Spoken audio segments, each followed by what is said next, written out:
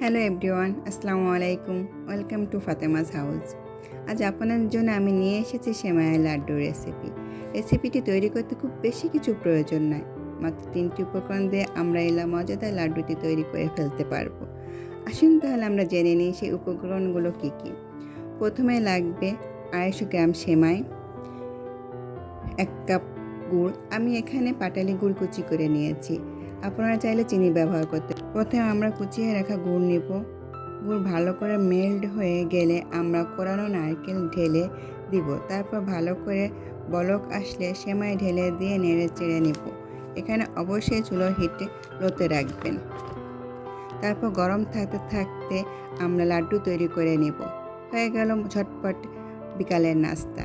ভিডিওটি যদি ভালো লেগে থাকে তাহলে আরও এরকম নতুন নতুন রেসিপি পেতে লাইক কমেন্ট করে পাশে থাকুন।